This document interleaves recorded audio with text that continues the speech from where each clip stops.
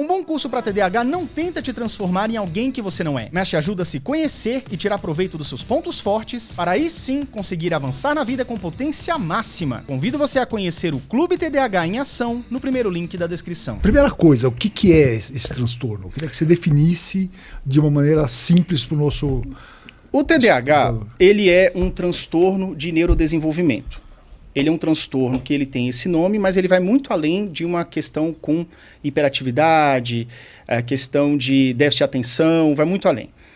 Ele trabalha com questões da memória operacional da gente, ou seja, a dificuldade entre a gente relacionar o que você está aprendendo agora com uma informação passada. Questões de impulsividade, regulação emocional, né?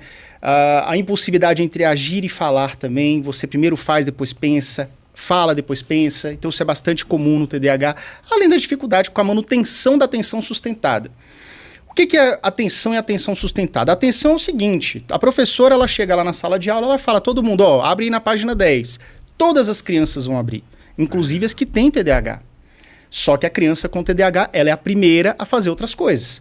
Ela começa a rabiscar, ela começa a copiar o cabeçalho com a data do dia, aí depois ela já está rabiscando ali no canto do caderno. A professora tem que ficar chamando a atenção dela com mais facilidade, porque qualquer coisa que surge no ambiente é um provável possível distrator. A gente tem uma questão de saber filtrar o que é interessante ou não para aquele momento. A gente sabe que é interessante você prestar atenção na professora e larga o passarinho que está pousado na janela para lá. Só que no cérebro com TDAH isso é mais difícil, por questões neuroquímicas, né? A gente tem a questão da dopamina, que é um importante neurotransmissor que está bastante associado ao TDAH, além da norepinefrina e outros hormônios e neurotransmissores também. Mas por conta disso, desse desbalanceamento neuroquímico, faz com que a gente tenha essa dificuldade em, por exemplo, saber o que é prioridade e levar essa prioridade até o final.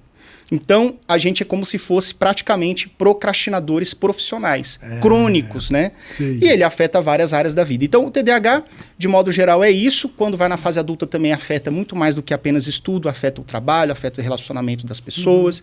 Então, é um transtorno que vai impactando ao longo da vida. Esse transtorno, ele tem uma gradação, por exemplo, algumas coisas que você falou e que eu procurei saber, eu também tenho um pouco, né? Eu não sei se eu sou... se eu me encaixo nessa situação, né? Mas a necessidade de ver muitas coisas ao mesmo tempo, de se desligar, você está fazendo... A gente está num mundo muito estimulante, né? Sim, a gente está num mundo muito estimulante. A gente tem uma coisa que drena a nossa atenção o tempo inteiro, que é o celular, os aplicativos que a gente instala, as coisas que acontecem ao nosso redor. Algumas pessoas falam de maneira equivocada, eu também sou um pouco TDAH.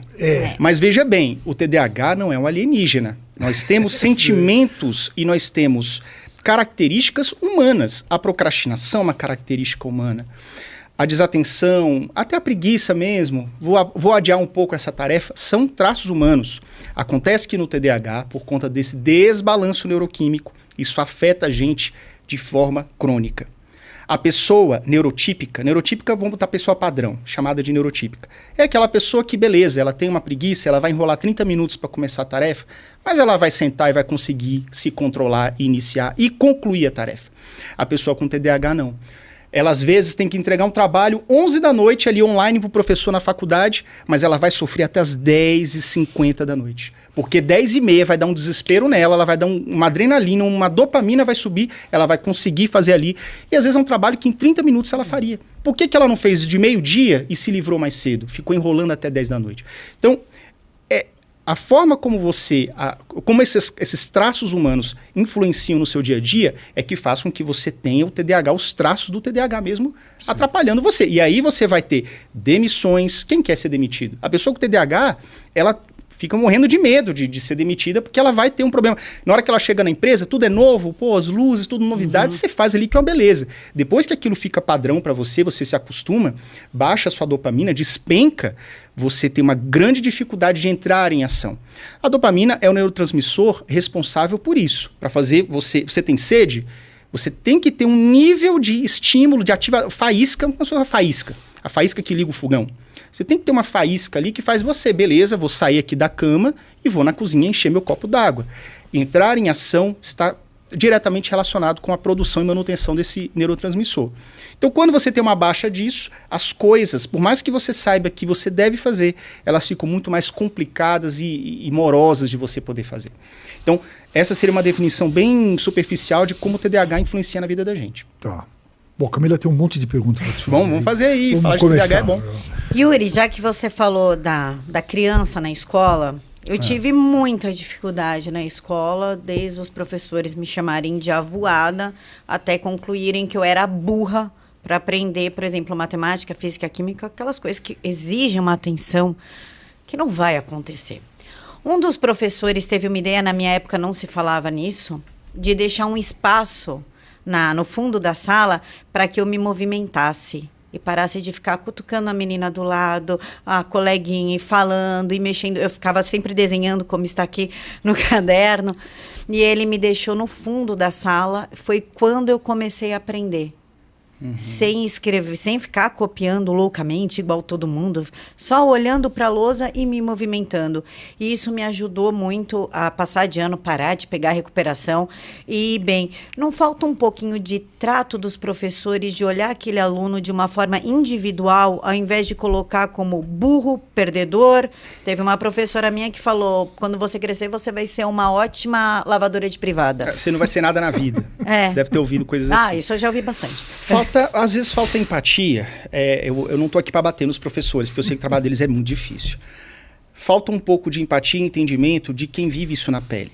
Vamos lá, você me falou um exemplo que eu posso falar. Essa pestinha aí era eu. O bichinho era danado mesmo. Eu dei trabalho, Monstrinho viu? aqui. Isso aí é a galerinha, turminha do prédio que eu morava, enfim. Voltando aqui, a questão é o seguinte. Perceba que provavelmente o que você tinha ali na sua época de criança era uma espécie de ruído. Ruído, vamos tentar chamar desse nome. Um ruído que não deixava você fazer o que você tinha que fazer, que era prestar atenção na sala de aula.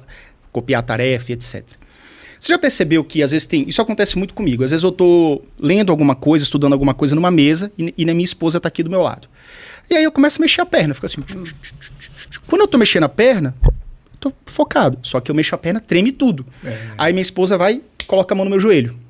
Quando ela coloca a mão no meu joelho, eu paro de tremer, mas a tremedeira, ela sobe para a cabeça. Então, enquanto eu estava tremendo, mantendo assim parte do meu cérebro ocupado com a perna, eu estava livre. É como se eu jogasse uma isca assim, ó, TDAH, vai mexer ali. Aí eu fico livre para poder estudar e poder focar mais. Provavelmente isso aconteceu com você. Então, quando esse professor adotou essa estratégia, que foi uma estratégia magnífica, né? Que a gente sabe que se hoje as pessoas não têm muito preparo, imagina 20, 30 anos atrás, enfim. Na minha época foi em 90, 91 que começou os sintomas. Imagina isso, né, naquela época. Então, falta, sim, um trato e entendimento de entender como saber puxar a atenção da criança que tem TDAH, ou do adolescente que tem TDAH. Ele precisa de estímulo constante, ele tem que ser participativo, né? Você tem que falar assim... perguntar mais para a pessoa que tem TDAH se está entendendo direito, puxar a lição da turma como um todo, né, para ficar de marcação, mas puxar para saber se ele realmente está entendendo e repetir a explicação várias vezes. Essa estratégia de você poder andar, alguns professores fazem de outra forma. Para não ficar ali no fundo atrapalhando, né, deixa a criança com TDAH sair 2, 3 vezes durante a aula, para ir beber uma água, lógico, tem que ser combinado, 30 segundos, vai lá, bebe e volta. Mas isso de levantar, de dar uma esparecida, já faz com que você volte com um outro ânimo para continuar os estudos. Mesmo assim, ainda não era suficiente para que você copiasse tudo. Você ainda tinha suas dificuldades. Mas veja que o fato de você jogar iscas para deixar ali essa questão desse ruído mais ocupado com outra coisa, enquanto você tenta focar na atividade principal, é um dos sintomas e características que muitos professores não entendem, porque não vivem isso na pele.